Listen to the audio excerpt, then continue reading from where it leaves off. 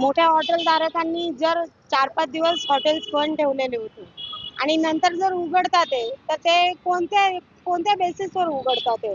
जर त्यांना सिलेंडर भेटले तरच त्यांनी उघडलेत ना. त्याच्याशिवाय ते उघडू शकत नाही. आणि त्यांचं असं नाहीये ना, की 1-2 सिलेंडरमध्ये होईल. त्यांना दिवसाला 4-5 सिलेंडर लागत असेल. ते जर हॉटेल आपल्याला उघडे दिसतात आहे, तर त्याचं हे काय म्हणजे काहीतरी असणार तेव्हाच ना. का कोण बोलतं ह्याच्याकडे भेटेल, कोण बोलतं त्याच्याकडे भेटेल, कोण बोलतं त्याच्याकडे भेटेल.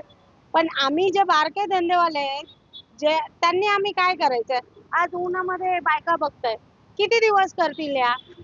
आणि जर ह्या आजारी पडल्या, तर ह्यांची भरपाई कोण करणार आहे आपण?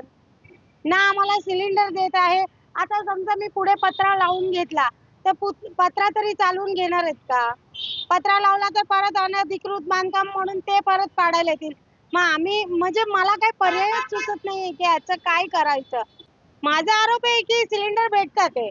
ब्लॅकने सिलेंडरची हे चालू आहे. जर ब्लॅकने भेटत नसते, तर ह्या लोकांचे हॉटेल्स कधीच बंद झाले असते. आमची मागणी आहे, की आम्हाला सिलेंडर हवा आहे. आम्हाला सिलेंडर पाहिजे. आज छोटा सिलेंडर लावल्यानंतर तुम्ही येऊन चेकिंग करताय, नाही हे नाही चालणार, असं नाही चालणार, तसं नाही चालणार. अरे मग त्याला पर्याय काय? पर्याय काहीतरी पाहिजे ना आम्हाला. सिलेंडर तर पुरवले पाहिजे किंवा मग त्याला काय पर्याय दिला पाहिजे आम्हाला. याच्या व्यतिरिक्त आम्ही करणार काय?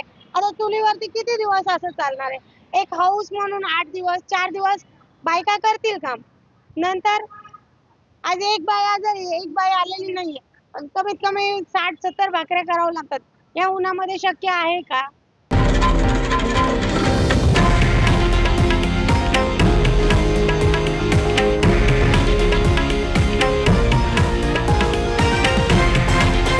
हे आहे देशातील नंबर 1 न्यूज नेटवर्क आणि आपण पाहत आहात TV9 मराठी, एकमेव.